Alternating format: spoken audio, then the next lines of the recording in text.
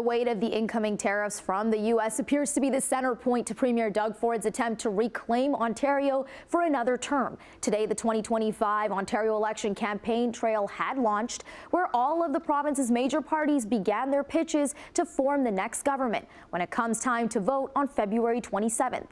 The incumbent Ford was at the Canada-U.S. border in Windsor this morning, promising to make workers and the economy his top priority as the country prepares for a trade war. Jason Gaidola joins us live tonight with more. Good evening, Jason. Good evening, Manisa. Opposition parties responded today trying to convince voters about the Ford government's track record on domestic issues in Ontario. On these uncertain times, I'm asking the people of Ontario for their trust. I'm asking the people for a strong, stable, 4-year mandate to do whatever it takes to protect Ontario. Preparing Ontario for a pending U.S. tariff fight is PC leader Doug Ford's rally cry for re-election. The incumbent premier believes he is the best steward for the province's economy. And who do you trust to take care of the people of Ontario and the businesses and the workers when times get tough? And they're going to get tough. Do you trust the other parties that all they believe is tax and spend?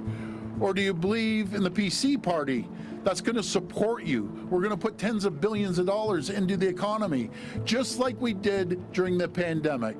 Right outside the Canada-U.S. border in Windsor, Ford gave little detail about his economic action plan, but boasted about his outgoing government's last-minute spending efforts on a number of files, including healthcare and housing.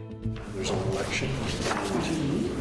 The snap election, set for February 27th, became official this morning when Ontario's Lieutenant Governor signed the writs at Queen's Park, following Ford's visit to her office yesterday, asking her to dissolve Parliament. While Ontarians prepare to cast their ballots, Elections Ontario's chief officer says the cost to run the entire campaign is now $189 million, slightly higher than the original estimate. Primarily, first off, it's staffing. We had not increased the rates for the 55,000 people since 2018. We've also seen, because of inflationary natures, we've seen increases both the products that we have to purchase and the services that we use with our vendors. Those have been the primary factors that have resulted in the increase in the budget. While calling this election unnecessary, opposition parties launched their campaigns. Today, Doug Ford, he quit his job as premier.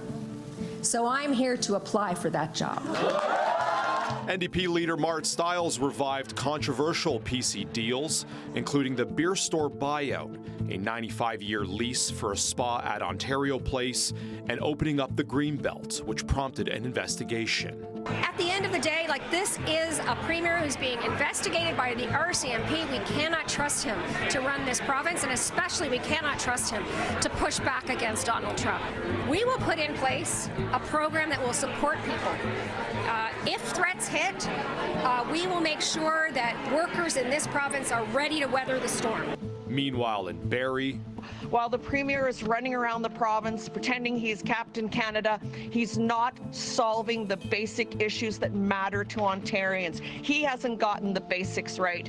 Liberal leader Bonnie Crombie followed up saying the PCs had fallen short on homelessness, homes, and health care, promising to close the shortage on doctors, aiming to hire 3,100 physicians. Doug Ford said 7 years ago he would fix hallway medicine. It's only gotten worse. He said he'd end wait times in hospitals. They've only gotten worse. 2.5 million people don't have access to a family doctor. Soon it'll be more than over 3 million. Elections Ontario will be ready to run the election, with all 124 returning offices set to open today. Due to the snap vote, advance voting days will be limited to 3 instead of the usual 10.